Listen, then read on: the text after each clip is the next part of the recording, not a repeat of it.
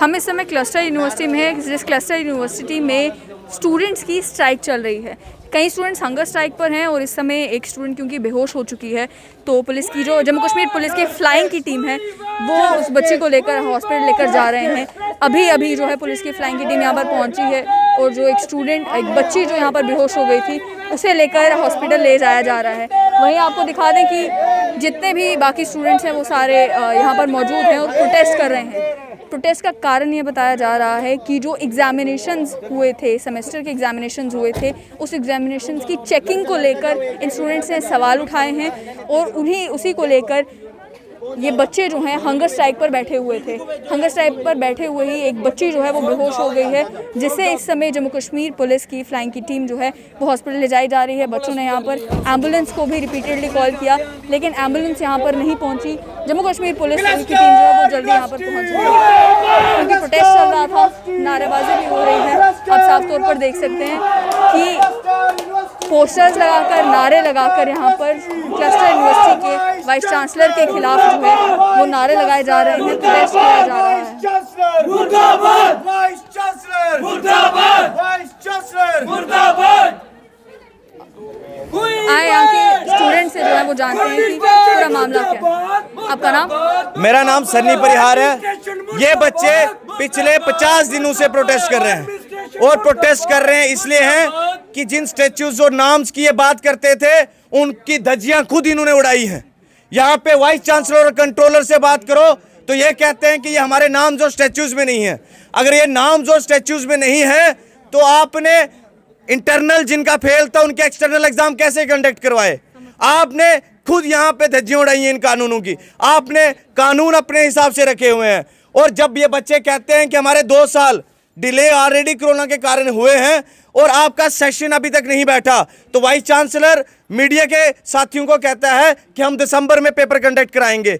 ऐसा vice chancellor जो अनपढ़ है, जिसको ये मालूम नहीं कि सेमेस्टर 6 महीने का होता है, वो 2 महीने में कहां से एग्जाम कंडक्ट करवाएगा? इनसे तो अभी तक बच्चों की एडमिशनें पूरी नहीं की गई, ये एडमिशनें पूरी करने में विफल रहे। और आज जब देखा आपके सामने, मीडिया के सामने, ना यहाँ पे पीसीआर थी, ना यहाँ पे एम्बुलेंस थी, ना यहाँ पे कोई एडमिनिस्ट्रेशन का आदमी था।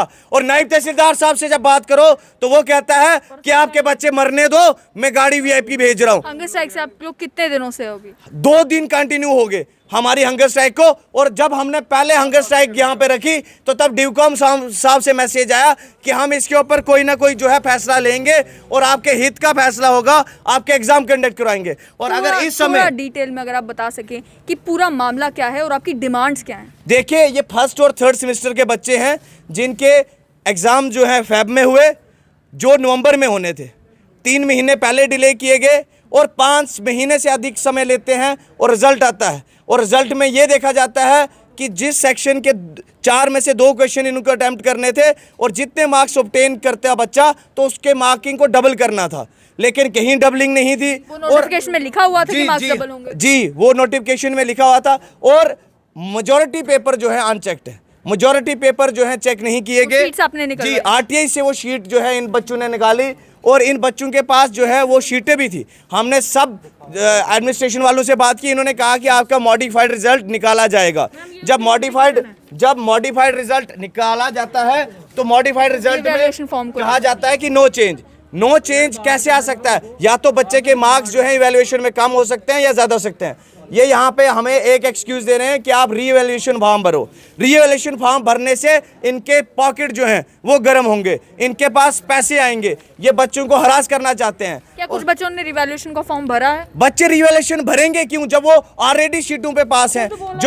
जब मॉडिफाइड रिजल्ट का मतलब था कि कोई ना कोई तो चेंज आती। 1600 बच्चों की शीटों में कोई चेंज नहीं आई और बच्चे जब पास हैं तो वो किस लिए 730 रुपये दें इनको? और रीअपेयर ये कह रहे हैं कि आपकी पार्ट से अगर गलती हुई है तो हम पेपर देने के लिए दोबारा से तैयार हैं, आप हमारा पेपर लो। अब वाइस चांसलर साहब कहते हैं नहीं जी, मैं पेपर अभी ले नहीं सकता, क्योंकि जो है सेशन जो है अभी आपका नहीं है। अगर ये सेशन अगर लटकाया जाएगा तो इन बच्चों के ये साल तो गया और अगला साल भी चला जाएगा। आपके एग्जाम्स ऑनलाइन हुए थे ऑफलाइन? ऑफलाइन एग्जाम दिए थे इन्होंने, यूनिवर्सिटी के ऊपर ट्रस्ट करके जो है कोरोना के पीक में ऑफलाइन एग्जाम इसलिए दिए थे कि यूनिवर्सिटी को डिग्रेड जो है ना किया जाए, और इन बच्चों ने हमेशा यूनिवर्सिटी के हित में काम किया है। ये वो बच्चे हैं जिन्होंने पीसफुली हमेशा इस यूनिवर्सिटी के लिए काम किया है।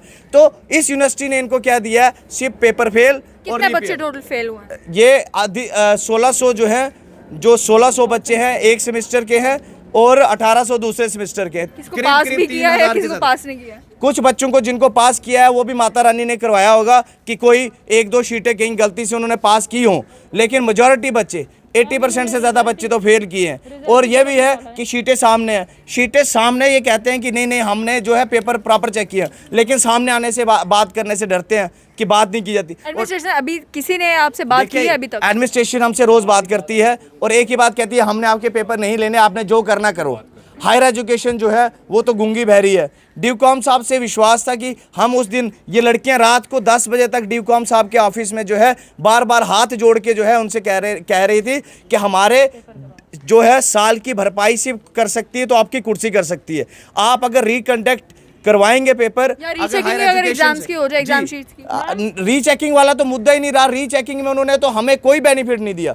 सामने शीटें पड़ी हुई हैं हमारे पास कि जिसमें टोटली जो है डबल मार्क्स नहीं किए और अनचेक्ड पेपर है। वो जानबूझ के बच्चों से पैसा बटोरने का काम करना चाहते हैं, हम वो होने नहीं देंगे। हम तब तक ये आंदोलन लड़ते रहेंगे जब तक हमारा रिकंडक्ट पेपर ना किया जाए। और हमें लेना देना नहीं है नए सेशन से, हमें पुराने बच्चे हैं, हमारा कोर्स कंप्लीशन है और हमारा साल एक डिले होगा वो हम होने नहीं देंगे, क्योंकि हमें पेपर इमीडिएटली चाहिए। चाहे आप इस मंथ के एंडिंग तक करो और डेट शीट नोटिफाइड करो, हमें एक ऑर्डर दे दो। लेकिन हर बार ऐसा क्यों होता है कि जब भी कोई इशू बने तो मेजॉरिटी क्लस्टर यूनिवर्सिटी में ही प्रोटेस्ट देखने को मिलता है? क्या इनडिसिप्लिन एडमिनिस्ट्रेशन के पार्ट पर है या इनडिसिप्लिन जो है वो स्टूडेंट्स के पार्ट पर है? कि जनरली भी बच्चे जो है जब एग्जाम्स देते हैं, बहुत सारे बच्चे ऐसे भी फेल होते हैं, दे डू वेट कि 1 साल हो जाएगा तो हम दोबारा पेपर दे देंगे। तो इसमें एक्सेप्शन क्यों देनी चाहिए? देखिए आज तक कितने बच्चे फेल हुए, कभी किसी बच्चे ने कहा कि हमारा जो है पेपर रिकंडक्ट करवाओ? इस सारी जगहों पे गलतियां इनकी है। ये अपनी गलतियां और नाकामियां छुपाने के लिए ये कहते हैं कि बच्चे इनडिसिप्लिन करते हैं। अगर बच्चों ने सब कुछ पढ़ के लिखा हुआ है और लिखने के बाद उनको जानबूझ के इंटेंशनल फेल किया गया है तो वो बच्चे क्या करेंगे? उनके पास क्या रास्ता है? अगर एक बार ऑलरेडी आप कह रहे हैं कि इंटेंशनली आप लोगों को फेल किया हुआ है, तो दोबारा जब एग्जाम रिकंडक्ट किए जाते हैं तो आपको कैसे एश्योरेंस है कि दोबारा आपको फेल नहीं किया? हमारे पास कोई दूसरा रास्ता भी तो नहीं है कि हम रिवैल्यूएशन भरें, ये पैसे भी खा लें और बाद में दोबारा से मॉडिफाइड की तरह हमें बेवकूफ़ बना दें। मॉडिफाइड को भी इन्होंने कहा कि नो चेंज, किसी का ना किसी का 1 नंबर बढ़ा ना किसी का कम हुआ, ये तो हो ही नहीं सकता, ये पॉसिबल ही नहीं है। तो ये जानबूझ के यहाँ पे जो है माहौल बनाया जा रहा है इस तरीके से। आप देखें क्लस्टर यूनिवर्सिटी तो चर्चा में रहती है और बाकी भी कोर्सेज के बच्चे रिपेयर होते हैं, एब्सेंट होते हैं। कभी किसी ने ऐसे आंदोलन नहीं किया कि मैं रिपेयर, और इन्होंने शीटें जब निकाली हैं उसके बाद ये आंदोलन स्टार्ट हुआ है कि हमने सब कुछ लिखा हुआ है तो आपने हमारे मार्क्स डबल नहीं किए, ये आपकी गलती है। आपका सेशन डिले हुआ वो आपकी गलती है। जी बताएं मैम। एक्चुअली हमारा जब एग्ज़ाम है, एग्ज़ाम से पहले प्रोटेस्ट हुआ था, हंगर स्ट्राइक तब भी हुई थी, तब 40% रिडक्शन हुआ था। देन इसके बाद 8 अगस्त को हमने एग्ज़ाम दिया, हमारा प्राइवेट एग्ज़ाम हुआ था 8 अगस्त को। तो उसमें क्या था कि हमने 40% रिडक्शन पे हमने क्या था कि 2 क्वेश्चन अटेम्प्ट करने थे सेक्शन बी से, उसके मार्क्स डबल होने थे। बट जब हमारा रिजल्ट निकला तो हमने वहाँ पर ये देखा कि हमारे मार्क्स डबल नहीं हुए। दैट मीन्स यूनिवर्सिटी की वजह से गलती हुई है। जब हम कंट्रोलर सर के पास जाते हैं, कंट्रोलर सर से हमने बात की कि सर हमारा जो रिजल्ट है वो गलत आए, तो उन्होंने हमें आश्वासन दिया कि हम आपका मॉडिफाइड रिजल्ट निकालेंगे। 1 महीने से वो हमें ये बोल रहे हैं कि हम आपका मॉडिफाइड रिजल्ट निकालें, लेकिन एट द एंड उनके द्वारा एक नोटिफिकेशन आती है कि there will be no change in modification. Ma'am आप मुझे एक बात बताएं, हमारे ही क्लस्टर यूनिवर्सिटी के कुछ स्ट्रीम के स्टूडेंट, ऑनर्स इंटीग्रेटेड के स्टूडेंट, उनका रिजल्ट निकाला गया मॉडिफाइड, क्योंकि उसमें 38 स्टूडेंट थे और हम 3rd सेमेस्टर के स्टूडेंट में 1600 प्लस स्टूडेंट है, उनका रिजल्ट नहीं निकाला। क्यों? सामने सामने दिख रहा है 38 स्टूडेंट की रकम इनको कितनी बनती है। अगर 38 × 700 हम करते हैं रिवेल के फॉर्म की तो कितनी बनती है, और 1600 अगर करते कितना पैसा जनरेट होता है। सामने सामने की बातें, इनको चाहिए पैसा और ये हमारे फ्यूचर के साथ खेल रहे हैं। एक सब्जेक्ट की वजह से इन्होंने हमें रोक के रखा है डिग्री में। कैसे मैम? हम आगे पीजी में एडमिशन नहीं लें क्या? हम यूपीएससी की मामला केवल एक सब्जेक्ट का है? मामला एक सब्जेक्ट का नहीं है, लेकिन बहुत सारे स्टूडेंट हैं जिनका एक सब्जेक्ट रहता है, जिनके 2 रहता है ऑल ओवर डिग्री में। हमारा सेशन कंप्लीट हो चुका है, हमारा 6th सेमेस्टर भी कंप्लीट हो चुका है। ये एम्बुलेंस भेजी, देख लो एम्बुलेंस, ये एडमिनिस्ट्रेशन की एम्बुलेंस, म्यूनसिपैलिटी की गाड़ियाँ इससे अच्छी रहती हैं। ये एम्बुलेंस भेजी है डीसी साहब ने। मैं कहता हूँ एडीसी और डीसी दोनों को इसमें बिठाया जाए ना, 2 मिनट तो पता चले ये एम्बुलेंस है कि हमारे साथ मजाक किया जा रहा है। आप इसको देखोगे ध्यान से तो ये पता चलेगा आपको कि ये एम्बुलेंस डीसी साहब, डिस्ट्रिक्ट मजिस्ट्रेट है जो जम्मू का, वो स्टूडेंट्स के लिए भेज रहा है। ठीक है, एक और स्टूडेंट भी है यहाँ पर, उन्हें भी ये शायद से आईवी ड्रिप लगा के रखी हुई है। तो ये हंगर स्ट्राइक पे आप 2 दिन से हैं। अगर आप स्टूडेंट्स ही खुद बीमार हो जाते हैं then who will be responsible for that? अगर खुद ही स्टूडेंट्स बीमार हो जाते हैं who will be responsible for that? क्योंकि आप हंगर स्ट्राइक पर हैं, एक लड़की ऑलरेडी बेहोश हो चुकी है, एक ऑलरेडी आईवी ड्रिप पर है। क्लस्टर इसके लिए जिम्मेदार है, पूरा स्टाफ इसका क्लस्टर जिम्मेदार है। Yes ma'am. तो आप साफ तौर पर देख सकते हैं कि क्लस्टर यूनिवर्सिटी के स्टूडेंट्स जो हैं वो प्रोटेस्ट पर हैं। उनका यही कहना है कि जानबूझकर बच्चों को फेल किया गया है।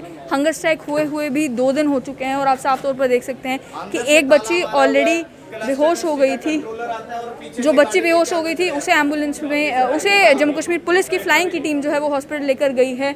ये जो एम्बुलेंस डिस्ट्रिक्ट एडमिनिस्ट्रेशन ने भेजी है, इसको लेकर भी स्टूडेंट्स ये कह रहे हैं कि ये किस तरीके की एम्बुलेंस है। और वहीं एक और जो स्टूडेंट है वो, उन्हें इस समय आईवी ड्रिप लगा कर रखी हुई है।